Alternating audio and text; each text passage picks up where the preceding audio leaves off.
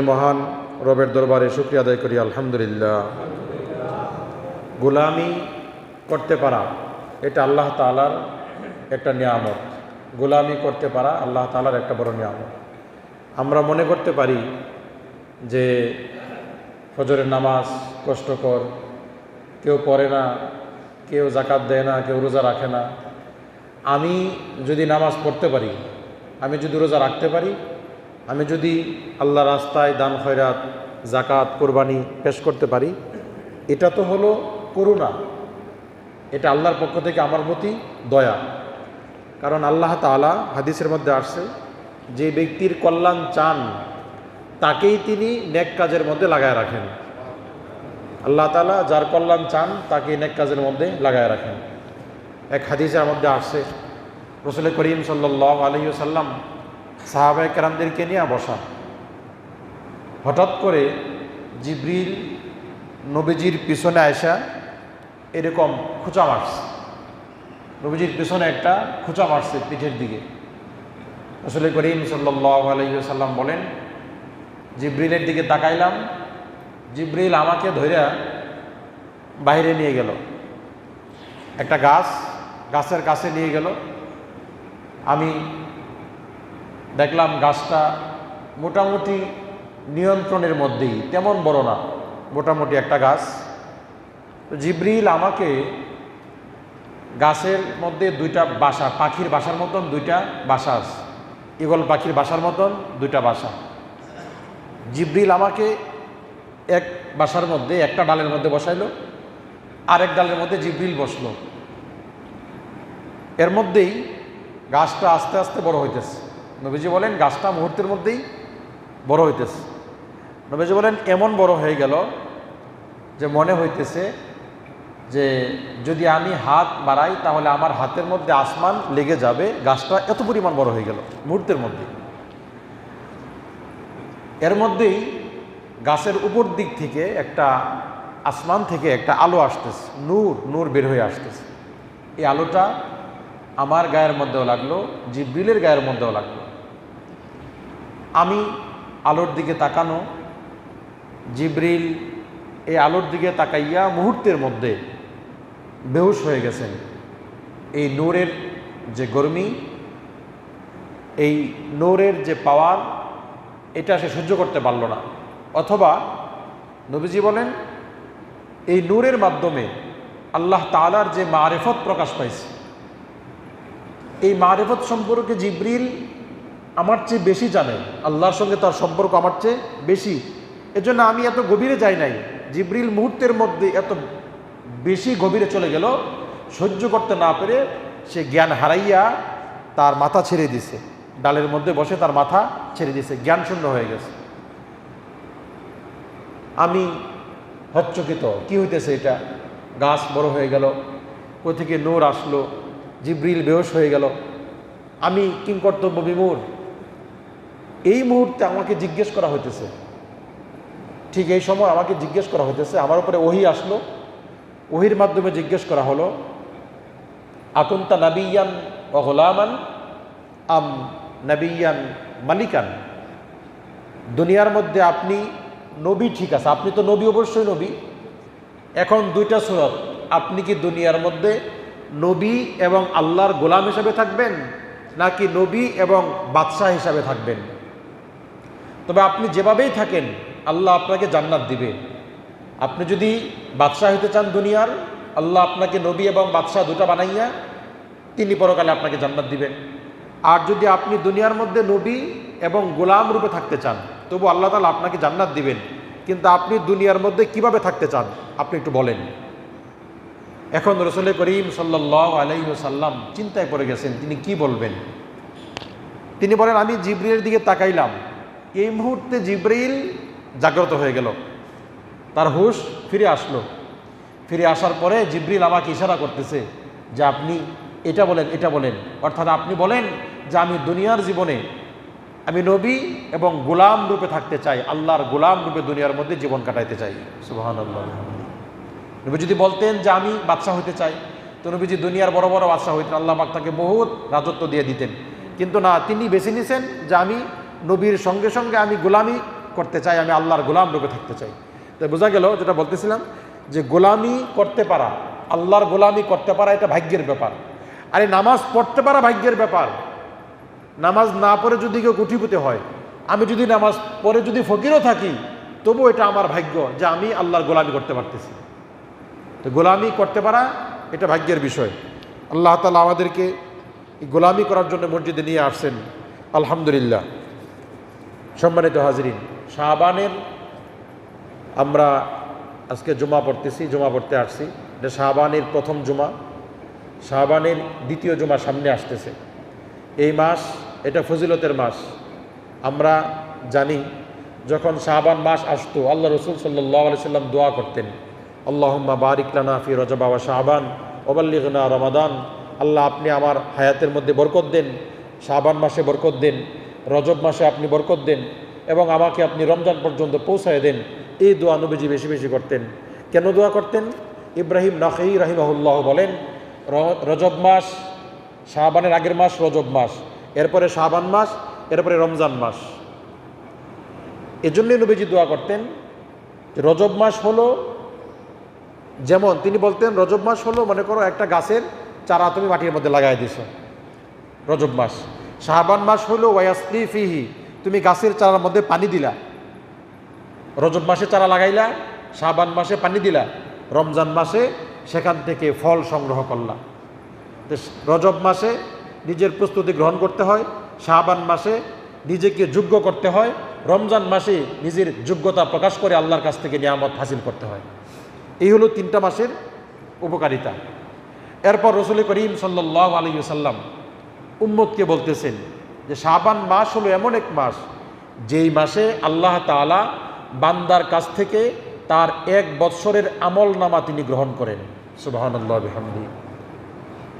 বিগত 1 বৎসর, এই শাবান থেকে পরবর্তী শাবান বান্দা কি কি কাজ করলো, তার নেক আমল কতগুলো, তার গুনাহ কতগুলো, এই পুরো 1 বৎসরের আমল নামা আল্লাহ তাআলার নিকট এই শাবান মাসে ফেরেশতারা পেশ করে থাকেন। রাসূল করিম সাল্লাল্লাহু আলাইহি ওয়াসাল্লাম বলেন, প্রতিদিন বান্দার কাছ থেকে 2 বার আমল নামা আল্লাহর নিকট পৌঁছে। প্রতিদিন, এটা হলো দৈনিক আমল নামা আল্লাহর নিকট পেশ করতে হয়। একবার হলো ফজরের নামাজের ওয়াক্তে যখন সূর্য উদিত হয়, আরেকবার হলো আসরের নামাজের পরে যখন সূর্য অস্তমিত হয়। এই 2 সময় ব্যক্তির আমল নামা আল্লাহ তাআলার নিকট গিয়ে পৌঁছে। এই 2 সময় আসমান থেকে এক দল ফেরেশতা আসে, আরেক দল ফেরেশতা আসমানে চলে যায়। যেই দল চলে যায় সেই দলকে আল্লাহ তাআলা জিজ্ঞেস করেন, আমার অমুক বান্দার কি অবস্থা? তখন এই দল আল্লাহর কাছে এই বান্দার অবস্থা পেশ করে। আবার যেই দল আসরের সময় আসে, এই দল পরের দিন ফজরের সময় চলে যায়, আল্লাহ তাআলা তাদের কাছ থেকে খবর নেন যে আমার বান্দাদের কি অবস্থা। এটা হলো দৈনন্দিন আল্লাহ তাআলার কাছে বান্দার আমল নামা পেশ করা হয়। আরেক হাদিসের মধ্যে রাসূল করিম সাল্লাল্লাহু আলাইহি সাল্লাম বলেন, সপ্তাহে 2 দিন পুরো সপ্তাহের আমল নামা আল্লাহর নিকট পেশ করা হয়। প্রত্যেক সোমবার এবং প্রত্যেক বৃহস্পতিবার, এই 2 দিন আল্লাহ তাআলার কাছে বান্দার আমল নামা পেশ করা হয়। আপনি সোম থেকে বৃহস্পতিবার পর্যন্ত কি আমল করলেন, বৃহস্পতিবার বিকেলবেলায় আল্লাহর নিকট গিয়ে পৌঁছবে। আবার বৃহস্পতিবার আসর থেকে সোমবার আসর পর্যন্ত আপনি কি আমল করলেন, সোমবার দিন আসরের মুহূর্তে এই পুরো 4 দিনের আমল নামা আল্লাহ তাআলার নিকট গিয়ে পৌঁছে। এটা রাসূল করিম সাল্লাল্লাহু আলাইহি সাল্লামের হাদিস দ্বারা প্রমাণিত। তাহলে দিনে 2 বার, ফজরের সময় 1 বার, আসরের সময় 1 বার, সপ্তাহে 2 দিন, প্রত্যেক সোমবার এবং প্রত্যেক বৃহস্পতিবার বান্দার আমল নামা আল্লাহ তাআলার নিকট গিয়ে পৌঁছে। আরেকটা হলো বৎসরে 1 মাস, পুরো বছরের আমল নামা একবার গিয়ে পৌঁছে। সহজে বোঝার জন্য বলি, যেমন আমাদের প্রতিষ্ঠানের মধ্যে, স্কুল মাদ্রাসার মধ্যে পরীক্ষা হয়, এটা পাক্ষিক পরীক্ষা আছে, 15 দিনে একবার পরীক্ষা হয়। আবার প্রত্যেক দিন শিক্ষক ক্লাসের মধ্যে ছাত্রকে পড়া জিজ্ঞেস করেন, ক্লাসের মধ্যে গিয়ে জিজ্ঞেস করে গতকালকের পড়াটা বলো। এটা প্রতিদিন শিক্ষক তার কাছ থেকে আদায় করেন। কিন্তু এরপরেও প্রত্যেক 15 দিনে একবার পাক্ষিক পরীক্ষা হয়, বিগত 2 সপ্তাহের কি পড়া ছিল এটা আজকে তোমরা পেশ করো আমার কাছে।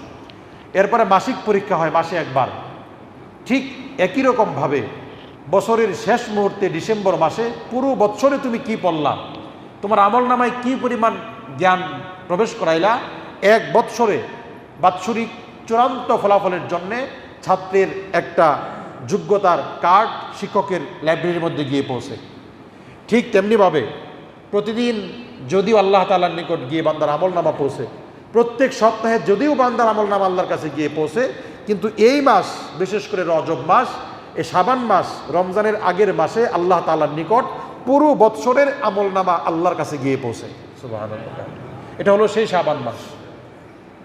এই মাস পুরো এক বৎসর আমি কতগুলো নেক কাজ করলাম, আপনি কতগুলো নেক কাজ করলেন, ব্যক্তি কতটুকু নেক কাজ করলো, ব্যক্তি কতটুকু মিথ্যা কথা বললো পুরো এক বৎসর, ব্যক্তি পুরো এক বৎসরে কি পরিমাণ সুদ খাইলো, ব্যক্তি পুরো এক বৎসরে কি পরিমাণ অন্যের মাল গ্রহণ করলো, হরণ করলো, ব্যক্তি এক বৎসরে কি পরিমাণ মিথ্যা কথা বললো, ব্যক্তি এক বৎসরে কি পরিমাণ গীবত শিকায়ত করলো জবান দিয়ে, ব্যক্তি পুরো এক বৎসরে চোখ দিয়ে কি পরিমাণ হারাম জিনিস দেখলো, ব্যক্তি পিছনের এক বৎসরে তার কান দিয়ে কি পরিমাণ হারাম গান, হারাম জিনিস শুনলো, ব্যক্তি পুরো পিছনের এক বৎসরে তার হাত দিয়ে কি পরিমাণ হারাম জিনিস ধরলো, ব্যক্তি পুরো এক বৎসরে পিছনের তার কলব দিয়ে কি পরিমাণ হারাম চিন্তা ফিকির করলো, এই পুরো আমলনামা এই শাবান মাসে, এই মাসে আল্লাহ তাআলার কাছে ফেরেশতারা পৌঁছান। আল্লাহ তাআলা বিগত এক বৎসরের আমলনামা এই মাসে বান্দার তিনি চোখের সামনে রেখে তিনি দেখেন ব্যক্তির আমলনামা আমার কাছে কি পৌঁছলো। এজন্যে রাসূল করিম সাল্লাল্লাহু আলাইহি সাল্লামের সম্পর্কে এক সাহাবী বর্ণনা করতেছেন, তিনি বলেন যে আল্লাহ রসুল সাল্লাল্লাহু আলাইহি সাল্লাম লাম আরাকা তাসুমু, ওগো আল্লাহর হাবিব, সাহাবী বলতেছেন, ওগো আল্লাহর হাবিব, আমি আপনাকে রোজা রাখতে দেখি নাই, আমি আপনাকে রোজা রাখতেই দেখি নাই শাহরান মিনাশ শুহুর, অন্য কোনো মাসের মধ্যে এরকমভাবে কামা তাসুমু ফি শাবান, আপনি শাবান মাসে যে পরিমাণ রোজা রাখেন। রমজানের কথা বাদ, রমজান তো ফরজ রোজা, বাকি রমজান ছাড়া তো আমাদের উপরে আর কোনো রোজা ফরজ নাই। আপনি যদি সারা বছর কোনো রোজা না রাখেন কোনো গুনাহ হবে? ধরেন মাহে রমজানের রোজা রাখলাম, আমি আর কোনো রোজাই রাখি না, আমার কোনো গুনাহ হবে না। কেন? রমজান ছাড়া আর কোনো রোজা আমার উপরে কি নাই? ফরজ নাই, এটা আমার জন্য নফল। তো সাহাবী বলতেছে, ওগো আল্লাহর হাবিব, আমি আপনাকে রমজান মাস ছাড়া এত পরিমাণ রোজা রাখতে আর কখনো দেখি নাই যেই পরিমাণ রোজা আপনি শাবান মাসে রাখেন। এই মাসের কথা বলছি। নবীজি প্রায় পুরো মাস রোজা রাখতেন, এই মাসটা নবীজি প্রায় পুরো মাস রোজা রাখতেন, তবে শেষের দিন 29 এবং 30 এই 2 দিন রোজা ভাঙতেন, যেন রমজান শাবান যেন একত্র না হয়ে যায়, এজন্য তিনি পার্থক্য করতেন, এটা শাবান এটা রমজান। বাকি শাবান মাসের একেবারে অধিকাংশ দিন তিনি রোজা রাখতেন, এই শাবান মাস রোজা রাখতেন। তো সাহাবী জিজ্ঞেস করতেছে, ওগো আল্লাহর হাবিব, আপনি পুরো মাস রোজা রাখেন, এরকম রোজা রাখতে আপনাকে আর কোনো মাসে আমি দেখি না, এত বেশি নফল রোজা আপনি কেন রাখেন এই মাসে? রাসূল করিম সাল্লাল্লাহু আলাইহি ওয়াসাল্লাম বলেন, যালিকা শাহরুন ইউগফারুন নাস ইয়াগফিরুন নাস, নবীজি বলেন এটা এমন এক মাস যেই মাসে আল্লাহ তাআলা তার বান্দাকে মাফ করে থাকেন। সুবহানাল্লাহ ওয়া বিহামদিহি। শাবান মাস এমন এক মাস, নবীজি বলেন, যেই মাসে বান্দাকে আল্লাহ তাআলা কি করেন? মাফ করে থাকেন। এবং নবীজি বলেন, ও ওয়া শাহরুন, এটা এমন এক মাস তুরাফু ফীহিল আমাল ইলা রাব্বিল আলামিন, যেই মাসে প্রত্যেকটা মানুষের আমলনামা বিগত এক বৎসরের হিসাব নিকাশ আল্লাহ তাআলার নিকট পেশ করা হয়। সুবহানাল্লাহ। এটা হলো সেই মাস যেই মাসে বিগত এক বৎসরের আমলনামা আল্লাহ তাআলার নিকট পেশ করা হয়। এখন রাসূল করিম সাল্লাল্লাহু আলাইহি সাল্লাম বলেন, ওয়া উহিব্বু, এবং আমি পছন্দ করি, আইয়ুরফা আমালি ওয়া আনা সাইম, আমার আমলনামাও যেহেতু আল্লাহ তাআলার নিকট যাবে এই মাসে, এজন্য আমার ইচ্ছা হলো আমার আমলনামা যখন যাবে আল্লাহ তাআলার নিকট, আমলনামা যখন গিয়ে পৌঁছবে তখন যেন আমি রোজাদার থাকি। এমন সময় আল্লাহ আমার আমলনামা দেখে আমার দিকে তাকিয়ে দেখবেন যে আমি রোজা রেখেছি, আমি চাচ্ছি আমি রোজা অবস্থায় আমার আমলনামা আল্লাহ তাআলার নিকট গিয়ে পৌঁছুক, এজন্য পুরো শাবান মাস আমি রোজা রাখি। সুবহানাল্লাহ। যেহেতু এই মাস আমার আপনার আমলনামা গিয়ে পৌঁছবে, আমাদের সকলের আমলনামা যাবে, মুসলমানের আমলনামা যাবে, অমুসলিমের আমলনামা যাবে, বেদিন কাফের ফাসিক ফুজ্জার সকলের এক বৎসরের আমলনামা আল্লাহ তাআলার নিকট গিয়ে পৌঁছবে। তো নবীজি বুঝাইতেছেন, একটা স্কুলের ছাত্র, মাদ্রাসার ছাত্র যখন তার পরীক্ষা আসে, বার্ষিক পরীক্ষা যখন আসে, মাসিক পরীক্ষা সে যেমনই দিক, সাময়িক পরীক্ষা তার যেমনই হোক, কিন্তু বার্ষিক পরীক্ষার মধ্যে চিন্তাটা ভিন্ন রকম থাকে। কেন? যে বার্ষিক পরীক্ষার মধ্যে যদি আমার ফলাফল শূন্য থাকে, আমি যদি ফেল করি তাহলে আমার ক্লাসের উত্তীর্ণ হওয়া বন্ধ হয়ে যাবে। এই ক্লাস আরেক বছর পড়তে হবে, আমি পরবর্তী ক্লাসে উত্তীর্ণ হইতে পারবো না। এজন্যে সারা বছর যেমনই হোক বার্ষিক পরীক্ষার আগে ছাত্রের মাথা খারাপ থাকে, মাথা খারাপ থাকে। রাসূল করিম সাল্লাল্লাহু আলাইহি ওয়াসাল্লাম এটাই বুঝাইতেছেন, একটা ছাত্র যেমন পুরো এক বছরের পড়া যেমনই হোক বার্ষিক পরীক্ষার আগে তার মাথা খারাপ, ঘরে গিয়ে দেখবা খাবার নাই, ঘুম নাই, শুধু পড়া আর পড়া, তার বার্ষিক পরীক্ষার চিন্তা। ঠিক তেমনিভাবে মুমিনের পুরো এক বৎসরের আমলনামা এই মাসে, রমজানের আগের মাসে আল্লাহ তাআলার নিকট পৌঁছানো হয়। এজন্য আমি মুহাম্মদুর রাসূলুল্লাহ সাল্লাল্লাহু আলাইহি সাল্লাম চাচ্ছি এই মাসে আমি ব্যস্ত হয়ে যাব, আমি ইবাদত নিয়ে। আল্লাহ তাআলার নিকট যখন আমল গিয়ে পৌঁছবে, আল্লাহ তাআলা তাকায় দেখবেন যে আমি রোজা রাখতেছি, আল্লাহ তাআলা খুশি হয়ে যাবেন। আমার উম্মতের উপরে এই নির্দেশ, এই শাবান মাসে বেশি বেশি রোজা রাখো, রোজা রেখে আল্লাহ তাআলার নিকট রোজা অবস্থায় তুমি তোমার আমলনামা আল্লাহ তাআলার নিকট পৌঁছাও। সুবহানাল্লাহ। আরেক হাদিসের মধ্যে রাসূল করিম সাল্লাল্লাহু আলাইহি সাল্লামকে জিজ্ঞেস করা হলো, আয়েশা সিদ্দিকা রাদিয়াল্লাহু তাআলা আনহা জিজ্ঞেস করলেন, ওগো আল্লাহর হাবিব, আপনি প্রত্যেক সোমবার এবং প্রত্যেক বৃহস্পতিবার কেন রোজা রাখেন? নবীজি এই 2 দিন রোজা রাখতেন প্রত্যেক সপ্তাহে, প্রতি সপ্তাহে রোজা রাখতেন। তো নবীজি বলেন, রোজা রাখি 2 কারণে, রোজা রাখি 2 কারণে। প্রত্যেক সোমবার রোজা রাখি এবং প্রত্যেক বৃহস্পতিবার রোজা রাখি কয় কারণে? 2 কারণে। একটা হলো প্রত্যেক সোমবার রোজা রাখি এই কারণে যে আল্লাহ তাআলা এই দুনিয়ার নাজ ও নিয়ামত, দুনিয়া নামক এই উর্বর জায়গার মধ্যে আল্লাহ তাআলা আমাকে পাঠাইছেন, আমার জন্ম হলো সোমবার দিন, এর জন্য আমি শুকরিয়াতান আল্লাহ তাআলার কাছে রোজা রাখি প্রত্যেক সোমবার দিন। আর দ্বিতীয় কারণ হলো এই যে প্রত্যেক সোমবার আর প্রত্যেক বৃহস্পতিবার আল্লাহ তাআলার নিকট এক সপ্তাহের আমলনামা গিয়ে পৌঁছে আল্লাহ তাআলার কাছে। তো ওয়া আনা উহিব্বু, আমি চাচ্ছি আইয়ুরফা আমালি ইলাল্লাহি আযজা ওয়া জাল্লা ওয়া আনা সাইম, আমি প্রত্যেক সোমবার দিন রোজা রাখি এজন্যে যখন আমার আমলনামা সোমবার দিন গিয়ে পৌঁছবে, আল্লাহ তাআলা দেখবেন যে আমি এখনও রোজা রাখছি। প্রত্যেক বৃহস্পতিবার যখন আমার আমলনামা আল্লাহ তাআলার নিকট যাবে, আল্লাহ দেখবেন যে আমি তখনও রোজা রাখতেছি, এজন্য প্রত্যেক সোমবার এবং বৃহস্পতিবার আমি রোজা রাখি। তাহলে আমরা পাইলাম যে পুরো এক বৎসরের বান্দা কি করে, ভালো করলো খারাপ করলো, হালাল খাইলো হারাম খাইলো, ভালো করলো খারাপ করলো, ভালো বললো খারাপ বললো, ভালো দেখলো খারাপ দেখলো, এক বৎসর কি আমল করে, এই পুরো এক বৎসর হিসাব নিকাশ এই শাবান মাসে আল্লাহর নিকট পৌঁছানো হয়।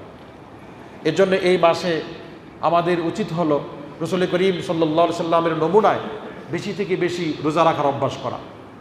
আমরা এটা বলেই যাই, বরং আরও চিন্তা আসে, রমজান আসতেছে, পুরো 1 মাস রোজা রাখা লাগবে, শরীরটাকে কেমনে সুস্থ রাখা যায়, বেশি বেশি খাইয়ে এই মাসে নিজেকে কেমনে প্রস্তুত করা যায়। জিনিসটা ঠিক এরকম না। আমরা যদি আগের মাস থেকে প্রস্তুতি গ্রহণ করি, দেখবেন রমজান মাসে রোজা গায়ের মধ্যেই লাগবে না, এটাই স্বাভাবিক কথা। আল্লাহ তাআলা আমাকে আমাদের সবাইকে আজকে থেকে নিয়ত করি যে ইনশাআল্লাহ কমপক্ষে আইয়ামে বীজের 3টা রোজা, শাবান মাসের আরবিতে 13, 14, 15, প্রত্যেক মাসের 3 দিন রোজা রাখা নবীজির সুন্নত। আইয়ামে বীজ বলা হয় এটাকে, এই 3টা দিন, মাঝখানের 3 দিন। তো 13, 14, 15 কোন দিন? আগামী বুধ, বৃহস্পতি, শুক্র, শনি, বৃহস্পতি শুক্র শনি, এটা এই মাসের 3 দিন হলো বৃহস্পতি শুক্র শনি। আরেকটা ফায়দা আছে এখানে, আসতেছে শবে বরাত।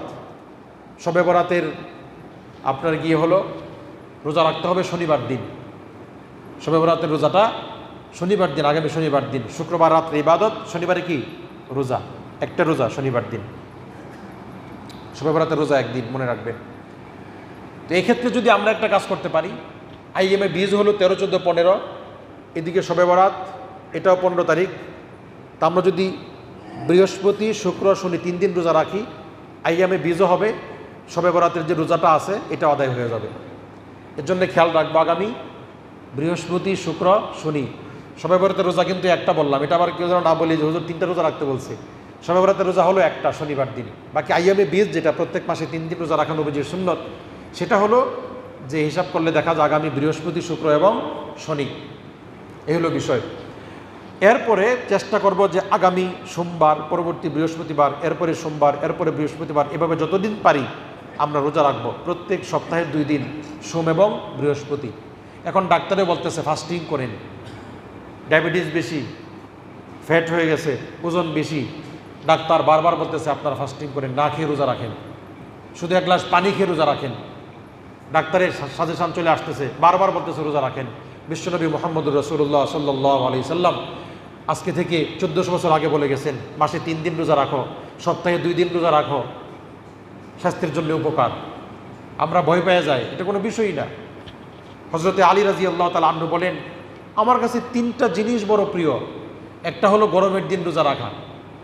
গরম যত বাড়ে রোজা রাখতে আমার কাছে তত বেশি ভালো লাগে। গরম বাড়তেছে, আমরা তো গরমের দিন রোজা রাখতে ভয় পাই। হযরতে আলী বলেন, গরম যত বেশি আমার রোজা রাখতে তত বেশি ভালো লাগে। হ্যাঁ, তো সাহাবায়ে কেরামের আমল ছিল এরকম। আমরা এই রোজার মাস আসতেছে, কি খাবে কি খাবে তো কি খাবে, রোজার আগে 4-5 দিন বাজারেই ঢোকা যায় না। আরে রোজার মাস তো আল্লাহ তাআলা দিয়েছেন আমাদেরকে এই না খেয়ে ইবাদত করার জন্যে, না খেয়ে নিজেকে সবর ধৈর্য শক্তি হাসিল করার জন্যে, গরিবের কষ্ট বোঝার জন্যে। আমরা পুরো 1 বছরে যা না খাই এটা রমজান মাসে খাই। পুরো 1 বছরে যে পরিমাণ মুড়ি না খাই এই রমজান মাসে এই পরিমাণ মুড়ি খাই। পুরো 1 বছরে যে পরিমাণ আপনার বিভিন্ন সবজি, বিভিন্ন আইটেম, গোশত, আপনার ছোলা বুট, এই সেই আবিজাবি যেগুলো না খাই আমরা এই মাসে খাই। খোদা তুমি দিছো না খাইয়া, আমরা খাইয়া প্রমাণ করে দিব কি পরিমাণ খাইতে পারি। আমাদের ইচ্ছা, মা বোনরা, আমাদের আহলিয়ারা, ঘরের পরিবার, তাদের তো নামে মাত্র একটা রোজা আছে। রমজান মাসে এই পরিমাণ পরিশ্রম, যেই কাজ সারা বছর তার করা লাগে না, রমজান মাসে আমরা চাপাইয়া দিই। পেঁয়াজ করতে হবে, এই করতে হবে, সেই করতে হবে, 10-20 রকমের আইটেম সামনে নিয়ে ইফতার করতে হবে। ওই জোহরের পর থেকে শুরু করে বেলা 2টা, ইফতারের আজান দিয়ে দিছে, শেষ পর্যন্ত মুড়ি মাখানোর কথা মনেই নাই। দৌড়ায় আসতেছে কোনো রকম বিসমিল্লাহ বলে পানি খাইতেছে আজানের 3 মিনিট পরে। এই হলো তাদের অবস্থা। কি খাবে তো কি খাবে না, ওয়াদা করি ইনশাল্লাহ মাহে রমজান আসতেছে, এটা আমার খাওয়ার জন্য না, আমার স্ত্রী যেন ইবাদত করতে পারে, আমার মা বোন যেন ইবাদত করতে পারে, এর জন্য তাদেরকে সুযোগ করে দিই। আমি নিয়ত করছি এই বৎসর আপনার কি ইসুফগুল ভুসি, তুকমা আর খেজুর ছাড়া আলাদা কোনো আইটেম থাকবে না ইনশাল্লাহ। সারা বছর যা খাই তাই খাবো, এটুকুন ইফতার হবে, এরপরে ইফতারের পরে যা হয় বাকি যার যার রুচি অনুযায়ী করবেন। কথা হলো যে এটা আমাদের খাওয়ার মাস না। আল্লাহ তাআলা দিছেন সংযম, দিছেন নিজেকে সবর করার জন্যে, নিজেকে নিজের ভিতরে গরিবের কষ্টটাকে ঢোকানোর জন্যে, না খেয়ে আল্লাহকে ডাকা, এই গুণকে হাসিল করা। আমরা পুরো মাস এমনভাবে খাই, রমজান মাসে আমাদের সব কিছু বৃদ্ধি পায়, আমাদের স্বাস্থ্য বেড়ে যায়। ছোলা বুট খাইতে খাইতে, খেজুর খাইতে খাইতে আমাদের গায়ের মধ্যে কুয়াতি বেড়ে যায়, সব কিছু আমাদের মধ্যে বৃদ্ধি পায় রমজান মাসের মধ্যে। আল্লাহ তাআলা আমাদেরকে বোঝার আমলের তৌফিক দান করুন। রমজান আসতেছে, এইভাবে আমরা নিজেকে তৈরি করি। এরপর হযরত আয়েশা সিদ্দিকা রাদিয়াল্লাহু তাআলা আনহা বলেন, মা রাআইতু ইস্তাকমালা সাওমা শাহরিন কত্তু ইল্লা বিশাহরি রমাদান। নবী করিম সাল্লাল্লাহু আলাইহি সাল্লামকে, আমার স্বামী নবীজিকে আমি কখনো দেখি নাই তিনি 1 মাস পুরো রোজা রাখতেছেন, কখনো দেখি নাই। তবে রমজান মাস তিনি রোজা রাখতেন। আয়েশা সিদ্দিকা বলেন, রমজান মাস তিনি পুরো রোজা রাখতেন।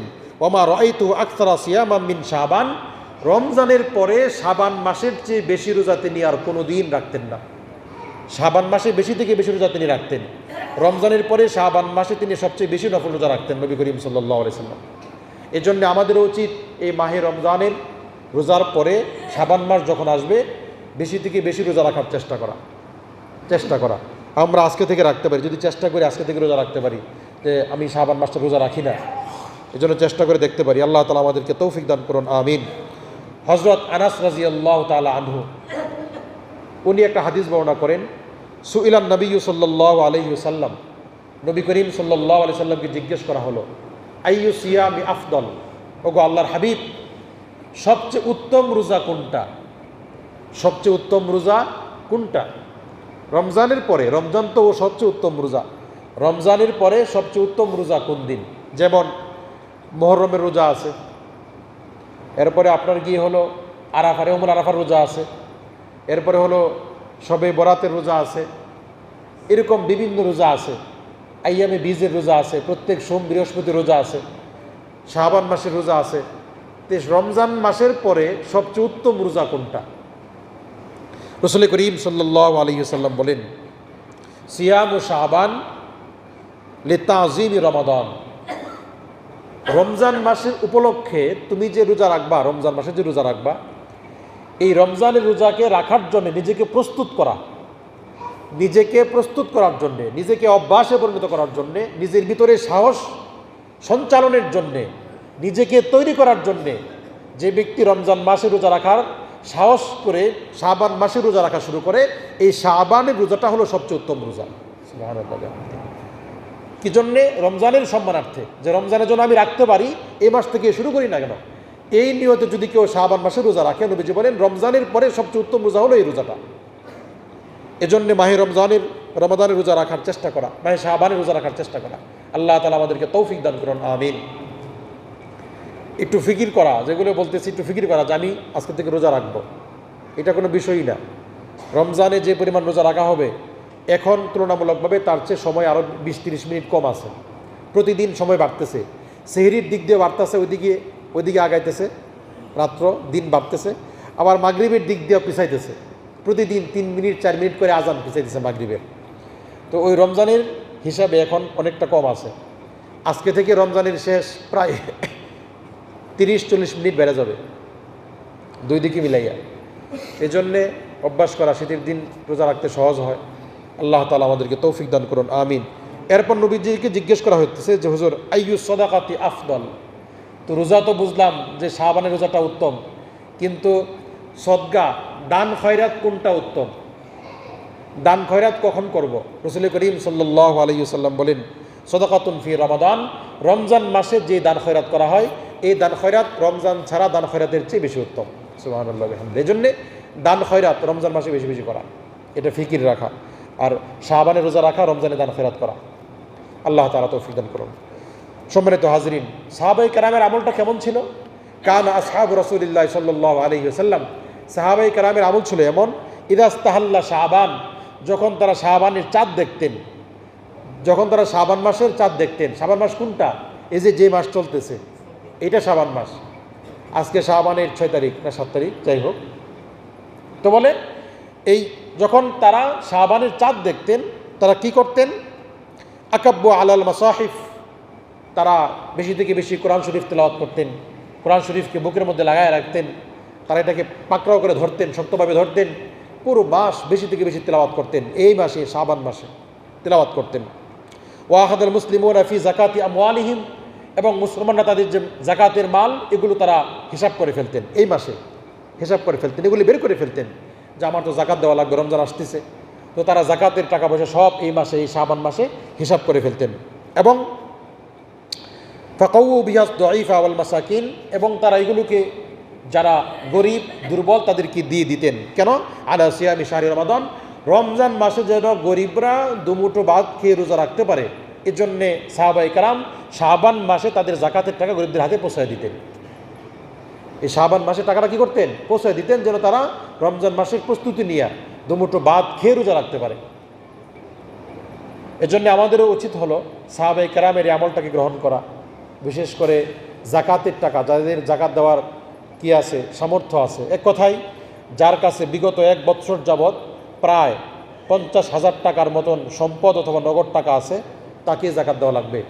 নিত্য প্রয়োজনীয় জিনিস বাদে, ঘরের নিত্য প্রয়োজনীয় কাপড় চোপড়, থালা বাসন, খাট পালং, ফ্রিজ ইত্যাদি বাদে, নিত্য প্রয়োজনীয় জিনিসের বাহিরে দোকানের আসবাবপত্র অথবা অতিরিক্ত মাল 50,000 টাকা নগদ অথবা এই পরিমাণ টাকার সম্পদ যার কাছে থাকবে, তার জাকাত দেওয়া লাগবে, এটা রূপার হিসাবে। তো যাই হোক, এটাকে বের করে ফেলা, আমার জাকাত কত টাকা হয়, এটাকে বের করে গরিবদেরকে দিয়ে দেওয়া। কেন? তারা যেন মাহে রমাদানে দুমুঠো ভাত খেয়ে প্রস্তুতি নিয়ে রমজানের রোজাটা কি করতে পারে? রাখতে পারে। এই হলো মাহে রমাদানের বিশেষ আমল, মাহে শাবানের বিশেষ আমল। আল্লাহ তাআলা শাবান মাসের বেশি থেকে বেশি রোজা রাখা, কোরআন শরীফ তেলাওয়াত করা। কোরআন শরীফ তেলাওয়াতের ক্ষেত্রে অবহেলা আছে। আমি মাদ্রাসায় পড়া অবস্থায় উস্তাদ বলতেন যে দেখো, কোরআন শরীফ পড়তে তুমি যদি চাও যে প্রতিদিন তুমি এক সেবারা কোরআন শরীফ পাঠ করবা, তেলাওয়াত করবা, এটা তোমার জন্য কঠিন, কিন্তু একটা পদ্ধতি আছে। বলে কীরকম? হুজুর বলতেন যে প্রত্যেক নামাজের পরে, নামাজের সময় তোমার ওযু থাকে, তো যখন নামাজ শেষ হয়ে গেল, তুমি নামাজের পরে কোরআন শরীফ নিয়ে বসে পড়ো। প্রত্যেক নামাজের পরে তুমি যদি 2 পৃষ্ঠা করে পড়ো, মাত্র 2 পৃষ্ঠা, তাহলে 5 ওয়াক্ত নামাজে 10 পৃষ্ঠা পড়া হয়ে যাবে। তুমি যদি 4 পৃষ্ঠা করে পড়তে পারো, মাত্র 4টে পৃষ্ঠা পড়তে 4 মিনিট সময়। প্রত্যেক নামাজের পরে যদি আপনি 4 পৃষ্ঠা করে পড়েন, তাহলে 5 ওয়াক্ত নামাজের পরে 20 পৃষ্ঠা এক পারা কোরআন শরীফ পড়া হয়ে যায়। মাসে আপনার 1 খতম হয়ে যাবে। আমরা এমনও নাখাস্তা কপাল পড়া আছি, মাসে 1 খতম তো দূরের কথা, বছরে 1 খতম কোরআন শরীফ পড়তে পারি না। আল্লাহ মাফ করুক, শুধু বছর কেন বলতেছি, বিগত 12 বছরে 1 খতম কোরআন শরীফ পড়ি নাই। বিগত 12 বছরে 1 খতম কোরআন শরীফ পড়ি নাই। এরকম লোকের অভাব আসেনি? কারণ এমন লোকের অভাব নাই যে হুজুর বিগত 60 বছরের জীবনে 1 খতম কোরআন শরীফ পড়তে পারি নাই। বয়স 70 বছর হয়ে গেছে, হুজুর বিগত জীবনে 60 বছরে 1 খতম কোরআন শরীফ পড়তে পারি নাই। এরকম কপাল পোড়াও তো আছি আমরা। এই কোরআন শরীফ কার জন্যে? কে পড়বে এটা? এটা শুধু ইমাম সাহেব পড়বে, মাদ্রাসার হুজুররা পড়বে, ছাত্ররা পড়বে। আমার জন্য তো কোরআন শরীফ না। এটা আমাদের মাইন্ড তৈরি হয়ে গেছে এরকম। আব্বা মারা গেলে ঘরে কোরআন শরীফ কিনে রাখছি, হুজুরদেরকে নিয়ে আসবো, বিসমিল্লাহ বলে হাতের মধ্যে তুলে দেবো, হুজুর এই যে কিনে রাখছিলাম 3 বছর আগে, একটু তেলাওয়াত করে দেবে। হুজুরের দায়িত্ব আব্বার লাশ সামনে নিয়ে একটু খতম করে দিব, বাস হয়ে গেল। রাসূল করিম সাল্লাল্লাহু আলাইহি ওয়াসাল্লাম হাদিসের মধ্যে বলেন, প্রত্যেকটা মানুষ মৃত্যুর পরে যখন তার লাশ কবরের মধ্যে রাখা হয়, তখন আল কোরআন হুজ্জাতুল লাকা আও আলাইকা, কোরআন শরীফ আসে, এসে হয় তার পক্ষে না হয় তার বিপক্ষে সাক্ষী পেশ করবে। প্রত্যেকটা মানুষের ক্ষেত্রে নবীজির হাদিস এটা, প্রত্যেকটা মানুষের জন্য আসবে, হয়তো পক্ষে বলবে না হয় বিপক্ষে বলবে, রাসূলের হাদিস। এজন্য এখন আপনি চিন্তা করেন কোরআনের সঙ্গে আপনার সম্পর্ক কি পরিমাণ, যে আমি মারা গেলে কোরআন কি আমার পক্ষে বলবে কিনা, এটা আপনি নিজে নিজে ক্যালকুলেশন করেন। রাসূল করিম সাল্লাল্লাহু আলাইহি ওয়াসাল্লাম এক হাদিসের মধ্যে বলেন, লাশ মাটি হওয়ার পরে মুনকার নেকির কবরে আসে, আসার পরে কোনো কোনো ব্যক্তির ক্ষেত্রে এমন হয়, তার রূহ তার ভিতরে যখন দেওয়া হয়, রূহ দেওয়ার সঙ্গে সঙ্গে ওই ফেরেশতারা ঢুকে কবরে আসে, দেখে এই লাশের পাশে সুন্দর সুদর্শন এক যুবক তার মাথার কাছে বসা। তখন মুনকার নেকির জিজ্ঞেস করে, কি ব্যাপার, তুমি কবরের মধ্যে কেন, কোথেকে আসলাম? বলে, আমি তার বন্ধু, আমি তার দুনিয়ার জীবনের দুস্থ, এজন্য আজকে বন্ধু মারা গেছে, দুস্থর কবরে দুস্থ একা, আমি তাকে সাহায্য করার জন্য চলে আসছি এখানে। তখন মুনকার নাকির আতঙ্কিত হয় যে কবরের মধ্যে তুমি ঢুকলা কিভাবে? রাসূলের হাদিস, জিজ্ঞেস করে, তুমি এখানে কিভাবে আসলা? সমস্ত দরজা তো বন্ধ। বলে, আমি দরজা দিয়ে আসি না। বলে, তুমি দরজা দিয়ে আসো না, তুমি তার দুস্থ, এটা এমন এক জায়গা যেখানে কোনো দুস্থের জায়গা হয় না, তুমি কিভাবে ঢুকলা? কে তুমি? তখন বলে, এই সুন্দর সুদর্শন যুবক তখন বলে, আমি কোনো মানুষ বন্ধু নই, আমি তার আল্লাহর কালামুল্লাহ, আমি কালামুল্লাহ শরীফ, আমি আল্লাহর কালাম, আমি তার দুনিয়ার জীবনের কোরআন শরীফ নামক বন্ধু। সে আমাকে হর হামেশা তেলাওয়াত করতো, প্রতিনিয়ত সে আমাকে বুকের মধ্যে জড়াইতো, সে আমাকে চুমু দিত, আমাকে পাঠ করতো, আমার গায়ের মধ্যে সে হাত বুলাইতো, তার ঠোঁট বুলাইতো, আমাকে বড় মহব্বত করতো, আমার দিকে তাকায় থাকতো, আমাকে তিলাওয়াত করতো। সারা জীবন যে ব্যক্তি সুখে দুঃখে গরমে শীতে সব সময় যিনি আমাকে কোনো দিন ভুলেন নাই, আজকে তার এই কঠিনতম দিনে, আজকে তার এই হিসাব নিকাশের দিনে আমি দুস্থ হিসাবে তাকে ভুলে থাকতে পারি না। এর জন্য তার হিসাব নিকাশ যেন সহজ হয়, তাকে সাহায্য করার জন্য আমি তার কবরের মধ্যে চলে আসছি। তো বলে, ঠিক আছে, এখন তার বিশেষ পরীক্ষা হবে, 3টা প্রশ্ন হবে, তুমি এখান থেকে চলে যাও। তখন এই কোরআন শরীফ নামক দুস্থ বলে, যে বন্ধু আমাকে জীবনে কোনো দিন মৃত্যুর আগ পর্যন্ত ছাড়ে নাই, আজকে বন্ধুর বিপদের দিন আল্লাহ তাআলা তাকে বিপদ থেকে মুক্ত করা পর্যন্ত আমিও আমার বন্ধুকে ছেড়ে যাব না। রাসূলের সুস্পষ্ট হাদিস। এজন্যে আমরা কোরআন শরীফ তেলাওয়াত বেশি করা লাগবে, আমরা এটা খবরই নেই। এক হাদিসের মধ্যে রাসূল করিম সাল্লাল্লাহু আলাইহি ওয়াসাল্লাম বলেন, মাল্লাম ইয়াতাগান্না বিল কোরআন ফালাইসা মিন্না, যে ব্যক্তি কোরআন শরীফ শুদ্ধ করে পড়তে জানে না, সেই ব্যক্তি আমার উম্মত রূপে হাসরের দিন দাবি করতে পারবে না। নাউযুবিল্লাহ। শুদ্ধ করতে যে ব্যক্তি শুদ্ধ করে কোরআন শরীফ পড়তে জানে না, ফালাইসা মিন্না, নবীজি বলেন সে আমাদের অন্তর্ভুক্ত নয়। কিসের সুপারিশ, কিসের হাউজে কাউসার? আমি তো দাবি করতে পারবো না যে আমি আপনার উম্মত। নবীজি সুস্পষ্ট বলে দিয়েছেন, কোরআন শরীফ পড়তে পারো না, মুখে গালিগালাজ করতে পারো, ইচ্ছা মতো বকতে পারো, ঝগড়া ফাসাদ করতে পারো, গান গাইতে পারো, হিসাব নিকাশ করতে পারো, বক্তৃতা করতে পারো, আল্লাহর কালাম পড়তে পারো না। মান লাম ইয়াতাগান্না বিল কোরআন, কোরআন যে ব্যক্তির মুখে শুদ্ধ নয়, ফালাইসা মিন্না, হাসরের দিন আমার উম্মত রূপে দাবি করার কোনো অধিকার তোমার মধ্যে নাই। এজন্যে এখনো সুযোগ আছে, এখনো আমার চোখের মধ্যে দৃষ্টি আছে, এখন আমার জবানের মধ্যে কথা আছে, এখনো আমার এলাকার মধ্যে ইমাম সাহেব আছেন, মুয়াজ্জিন আছেন, ওলামায়ে কিরামরা আছেন, তাদের কাছে গিয়ে আমি এখনো পড়তে পারি, এখনো পড়তে পারি। হুজুর আমারে আজকে থেকে পড়ায় দেন, আমাকে একটা করে হরফ শিখাই দেন, আলিফ, আজকে শুধু আলিফ শিখবো, আগামীকাল শুধু, বা 30 দিনে 30টা হরফ হয়ে গেল, 3 দিনে 3টা হরকত হয়ে গেল, 2 দিনে 2টা ওয়াজিব গুন্না হয়ে গেল, 15 দিনে 15টা ইকফার হরফ হয়ে গেল, 6 দিনে 6টা ঈদগাম হয়ে গেল, 6 দিনে 6টা ইজার হয়ে গেল। বাস মোটামুটি 2-3 মাসের মধ্যে আমার পড়া কোরআন শরীফ হয়ে যাবে, যদি আমার ইচ্ছা থাকে। আর যদি ইচ্ছা না থাকে, নবীজি বলেন ফালাইসা মিন্না, সাবধান, সুপারিশ দূরের কথা, আমি তোর নবী, এই কথা বলার অধিকার তোর কোনোদিন থাকবে না। এজন্য আসুন কোরআনের দিকে হাত বাড়াই, কোরআনকে বুকের মধ্যে জড়াই। আল্লাহ তাআলা আমাদের সবাইকে কোরআনওয়ালা হয়ে কবরে যাওয়ার তৌফিক দান করুক, আমিন। শাবানের এই বিশেষ ফজিলত, রাসূল করিম সাল্লাল্লাহু আলাইহি সাল্লাম পুরো শাবান মাস রোজা রাখতেন।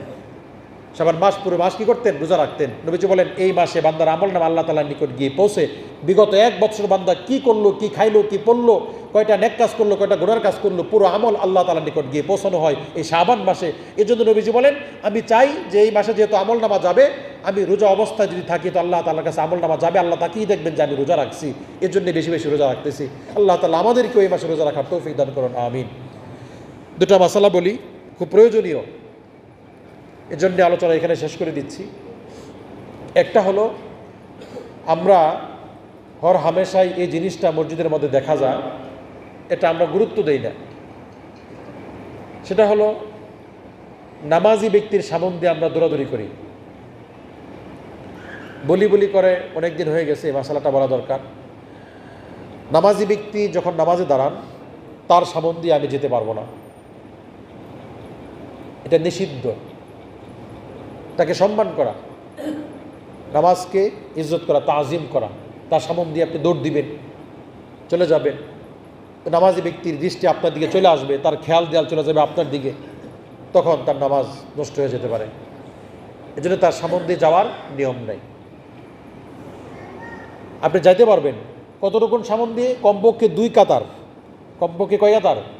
2 কাতার। ধরেন নামাজ পড়তেছে ওই কাতারে, ওই 1 কাতার, এই 1 কাতার, উনি যেখানে দাঁড়াইছেন তার সামনে তো 1 কাতার, এটা বাদ, এরপরে আরেক কাতার, তারপরে আরেক কাতার, 2টা কাতার, প্রায় ধরেন 7 হাত বা 8 হাত সামন দিয়ে আপনি যেতে পারবেন।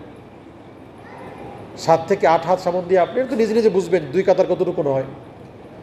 যেখানে তিনি দাঁড়াবেন সেখান থেকে 3 কাতার, তার কাতার বাদে 2 কাতার, এতটুকুন সামন দিয়ে আপনি যাবেন, এটা নিষেধ নেই। কিন্তু আপনি নামাজে দাঁড়াইছেন, আমি সামন দিয়ে দৌড় দিব, এটা নিষিদ্ধ। কতটুকুন নিষেধ, এটার গুরুত্ব কতটুকুন, মানলে কি না মানলে কি হবে? রাসূল করিম সাল্লাল্লাহু আলাইহি ওয়াসাল্লাম বলেন, নামাজি ব্যক্তি যখন নামাজে দাঁড়ায় তখন তার সামন দিয়ে যাওয়াটা কতটুকুন বড় অপরাধ, এটা যদি এই ব্যক্তি জানতো যিনি যাইতেছেন, তাহলে তিনি 40 পর্যন্ত দাঁড়িয়ে থাকতেন। কত পর্যন্ত? 40 পর্যন্ত দাঁড়িয়ে থাকতেন। এটা এত বড় অপরাধ যদি জানতো তাহলে সে যাইতো না, প্রয়োজনে 40 পর্যন্ত দাঁড়িয়ে থাকতো। মানে 40 পর্যন্ত বলতে কি, মুহাদ্দিসিন কিরাম বলেন এখানে 40 দিনও হতে পারে, 40 বছরও হতে পারে, 40 দিনও হতে পারে, 40 বছরও হতে পারে। আমরা সর্বনিম্নটা ধরি, 40 দিন ধরি। যদি 40 দিন হয়, নবীজি দিনও বলেন নাই, বছরও বলেন নাই, 40 উচ্চারণ করছেন। এখন 40 দিন যদি হয়, তাহলে চিন্তা করেন কত বড় অপরাধ, যে এটা এত বড় গুনাহ, এত বড় অপরাধ। যদি আমি জানতাম তাহলে 40 দিন দাঁড়ায় থাকতাম, তবু আমি সামন দিয়ে যাইতাম না, নামাজ শেষ হোক তারপরে যাব। এই জন্য আমরা দেখা যায় এই নামাজ পড়তেছে, একজন লোক পেছনে নামাজ পড়তেছে, আপনি সামনে দাঁড়াইছেন, একেবারে বরাবর, সামনে কেউই নেই, সবাই চলে গেছে, লোক নামাজ পড়তেই আছে। সামনে কে ছিল তাহলে? আপনি চলে গেলেন, আমি চলে গেলাম, সামনে ছিল কে? সামনে যিনি থাকবেন তিনি এখান থেকে যেতে পারবেন না, দাঁড়ায় থাকতে হবে এখানে। যদি আপনি যাইতে চান তাহলে মাসআলা হলো কমপক্ষে 1 হাত লম্বা। কতটুকুন? 1 হাত লম্বা, এই আঙ্গুলে 1 আঙ্গুল পরিমাণ মোটা, এরকম পুরু, এক আঙুলের মতো মোটা এবং 1 হাত পরিমাণ লম্বা, এরকম একটা লাঠি অথবা কোনো জিনিসকে সামনে রাখা তারপরে আপনি যেতে পারবেন। এটা রাখবেন, তারপরে আপনি যাবেন। যেমন এখানে সূত্র আছে নামাজের, এই মসজিদেও আছে, এগুলো সামনে দিয়ে আপনি যেতে পারবেন। এটা হলো মাসালা। আবু দাউদ শরীফের হাদিস, রাসূল করিম সাল্লাল্লাহু আলাইহি সাল্লাম বলেন, তোমার সামনে দিয়ে যদি কেউ যাইতে চায়, তুমি তোমার হাত নামাজে থাকা অবস্থায় তার বুকের মধ্যে থাপ্পড় দিয়ে তাকে আটকায় দেও। এটা আমাদের ঠিক মাসালা না এখন, কিন্তু এটাও এক হাদিস রাসূলের, যে প্রয়োজনে তুমি তোমার হাতকে সামনে বাড়াইয়া তার বুকের মধ্যে থাপ্পড় দিয়ে দেও, বেটা যাবি না, দাঁড়ায় থাক। এত গুরুত্ব এটা, তার বুকে থাপ্পড় দিয়ে আটকায় দাও তাকে। এটা আবু দাউদ শরীফের একটা রাওয়ায়াত। তা বোঝা গেল যিনি নামাজ পড়তেছেন তার সামনে দিয়ে যাওয়া যাবে না, এক কথায় শেষ। এখন কথা হলো, কেউ নামাজ পড়তেছে, ওই কাতারের মধ্যে সামনের কাতার খালি, এখন জামাত দাঁড়ায় গেছে, এখন কি হবে? হ্যাঁ, একজন দাঁড়ায় গেছে ওইখানে, সামনের কাতার খালি আছে, তার সামনে আপনি ঢুকতে পারবেন, সামনে ঢুকা যাবে, কিন্তু বের হওয়া যাবে না। যিনি দাঁড়াইছেন তিনি নামাজ শেষ করে এখানে আসবেন, এটা যেন আমরা কেউ না করি। অনেক সময় দেখা যায় নামাজি ব্যক্তি পিছনে জায়গা রেখে দিয়েছে, উনি নামাজ শেষ করে এখানে আসবেন, এটা নিয়ম না। নিয়ম হলো এখানে আমরা ঢুকে পড়বো, ঢুকা জায়েজ আছে, আপনি এখানে চলে আসতে পারবেন, কিন্তু বেরোতে পারবেন না। জন্য কারোর জন্য জায়গা খালি রাখবো না, তিনি নামাজ শেষ করে ওই পাশে গিয়ে দাঁড়াবেন বা পিছনে দাঁড়াবেন, তার ব্যাপার। আমরা নামাজের কাতার পূর্ণ করে আমরা এখানে দাঁড়ায় যাবো, এটা হলো মাসালা। এজন্য পিছনে একজন আছে, আমরা সেদিকে ঢুকে পড়বো না, আমরা ঢুকে পড়বো। কিন্তু যদি আপনি ভিতরে ঢুকা থাকেন তাহলে আপনি বের হতে পারবেন না। যদি বের হতে চান, অবশ্যই একটা কাঠি বা লাঠি সামনে দিয়ে তারপর আপনি বের হতে হবে। পরিষ্কার? এটা হলো মাসালা, এটা খেয়াল রাখবো। আল্লাহ তাআলা আমাদেরকে তৌফিক দান। এক্ষেত্রে একটা কথা আছে, অনেক সময় আমরা সুন্নত পড়ি, নফল পড়ি, আরেকজনের পিছনে গিয়ে নিয়ত করে দাঁড়ায় পড়ি। এটা আমাকে খেয়াল রাখতে হবে, আমার জন্য যেন কোনো ব্যক্তির কষ্ট না হয়। আপনি সুন্নত পড়বেন, নফল পড়বেন, আপনার নামাজের জন্য যেন একজন ব্যক্তি কষ্ট না পায়, এটা খুব খেয়াল করা দরকার। হাজরে আসওয়াদে চুমু দিতে গিয়ে যদি আপনি কাউকে ধাক্কা দেন, এটা জায়েজ নাই। আপনি সুন্নত পড়ার জন্যে আওয়াবিন পড়বেন, আপনি পড়তেছেন, আপনার সামনে মুয়াজ্জিন বসে আছে, আপনার জন্য এসে উঠে যেতে পারতেছে না, এই আওয়াবিন পড়া আপনার জন্য নিষিদ্ধ, জায়েজ নাই। যেন আমি যখন নিয়ত করব, এই খেয়াল রাখবো যে আমার নামাজ দিয়ে যেন কাউকে আমি কষ্ট না দিই, এটা আমাকে খেয়াল রাখতে হবে। আর যদি আমার পিছনে কেউ থাকে, আমি যেন দৌড় না দিই, এটা খেয়াল রাখা। আরেকটা মাসালা, কবরের পরে, কবরের উপরে আমরা লাশ মাটি দেওয়ার পরে দেখা যায়, এটা আমি আগেও একবার বলছি, আমরা পানি দিই, 3 দিন পানি দিই, কেউ 5 দিন দেয়, কেউ 7 দিনও দেয়। এই পানি দেওয়ার ক্ষেত্রে কেউ 1 জগ দেয়, 1 বদনা, কেউ দেয় 3 বদনা, কেউ 3 বালতিও দেয়, যে যেরকম পারি এরকম দেয়। আসলে মাসালাটা কি, কতটুকুন পানি দেওয়া লাগবে, কয়দিন দেওয়া লাগবে, কীভাবে দেওয়া লাগবে, পায়ের দিক থেকে মাথার দিকে, মাথার দিক থেকে পাওয়ার দিকে, বিসমিল্লাহ কয়বার বলতে হবে, এটা তো জানা দরকার। পানি কেন দেওয়া হয়? পানি দেওয়ার ক্ষেত্রে যে মাসালাটা, সেটা হলো আল্লাহ রসুলের দেশে বালু উড়াউড়ি করে, শুকনা বালু কবর দেওয়ার পরে এই শুকনা বালুর মধ্যে ঘাস উঠতে অনেক দেরি হয়, এজন্য তারা পানি দিয়ে দিতেন। পানির গন্ধ পাইয়ে এখান থেকে খুব দ্রুত ঘাস উঠত। এই জন্যে আমাদের দেশের যে মাটি, এটা 5 দিন পরে এমনি ঘাস উঠে পড়ে, এজন্যে এখানে পানি দেওয়ার কোনো প্রয়োজন নেই। মনে করি পানি দিলে ভিতরের আল্লাহ তাআলা এই পানি দিয়ে জাহান্নামের আগুনকে মাফ করে দিব, কেউ মনে করতে পারি। কেউ মনে করি 3 বার দিলে আল্লাহ তাআলা আগুনকে নিভাইয়া দিব, এরকম মনে করতে পারি। কেউ মনে করতে পারি এটা সুন্নত দেওয়া লাগবে, এটা কিচ্ছু না। পানি শুধুমাত্র ঘাস তোলার জন্য দেওয়া হয়। দেখা যায় আগের দিন লাশ মাটি হয়েছে, পুরা রাত বৃষ্টি হয়েছে, পরের দিন সকালে আসে আবার পানি দেয়। কেন আমরা কেন দেই? আসলে আমরা বুঝি, আমরা মনে করি এটা একটা শরীয়ত, কিন্তু পানি দেওয়ার মাসালাটা বলতে এই মাসালা নাই কিতাবের মধ্যে। পানি দেওয়া কোথা থেকে আসবে? এটা শুধুমাত্র দেওয়া হয়তো যে এই উড়া বালুটা বসে পড়তো, এখান থেকে তাড়াতাড়ি যেন ঘাস হয়।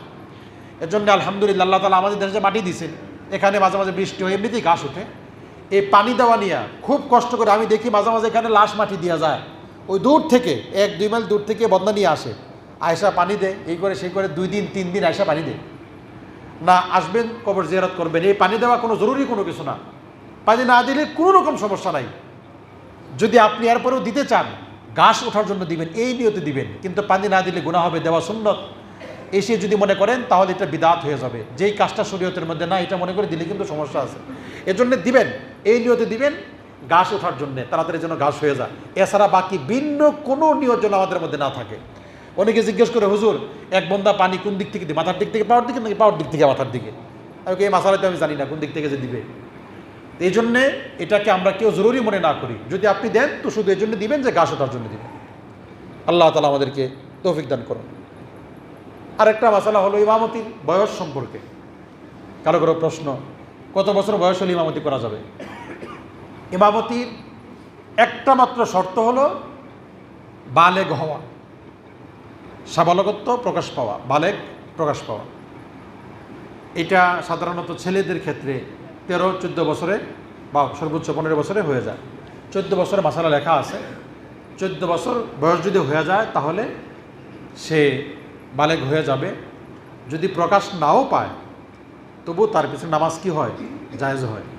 আর যদি 13 বছর বয়সে বালেগ হওয়াটা প্রকাশ পাওয়া যায় তাহলে 13 বছর থেকে নামাজ জায়েজ।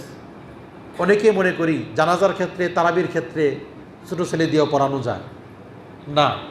সে তো ইমাম, সে নেতা, সে নেতৃত্ব দিবে। এজন্যে অপ্রাপ্ত বয়স্ক শিশু দিয়ে তো নেতৃত্ব দেওয়া যায় না। এজন্য কমপক্ষে বালেগ হওয়া, এটাকেই স্কেল নির্ধারণ করা হয়েছে। এজন্যে যদি বালেগ প্রকাশ না পায় তাকে জিজ্ঞেস করা বয়স কত হয়েছে। বয়স যদি 14 শেষ হয়ে থাকে তো নামাজ হবে আলহামদুলিল্লাহ। আর যদি 14-এর নিচে আছে কিন্তু বালেগ প্রকাশ পেয়ে গেছে তাহলে নামাজ হয়ে যাবে। কিন্তু 14 হয় নাই, বালেগও প্রকাশ পায় নাই, দেখতে স্বাস্থ্য বেড়ে গেছে, মনে হয় 22 বছর বয়স, তাহলে কিন্তু নামাজ হবে না। এটা বুঝতে হবে, খেয়াল রাখতে হবে এটা। আল্লাহ তাআলা আমাদেরকে বুঝার আমলের তৌফিক দান করুন। শবে বরাত আগামী শুক্রবার রাত্রে, যেহেতু এজন্য আলোচনা আগামী শুক্রবার ইনশাল্লাহ হবে। রাত্রে কি আমল, পরের দিন কি আমল, এগুলো ইনশাল্লাহ আমরা আগামী শুক্রবার আলোচনা করি। যদি আল্লাহ তাআলা হায়াত দান করেন, আল্লাহ তাআলা আমাদের সবাইকে আমল করার তৌফিক দান করুন। আমিন। সুবহানাল্লাহি ওয়া বিহামদিহি, সুবহানাকাল্লাহুম্মা ওয়া বিহামদিকা, আশহাদু আল্লা ইলাহা ইল্লা আনতা, আস্তাগফিরুকা ওয়া আতুবু ইলাইক।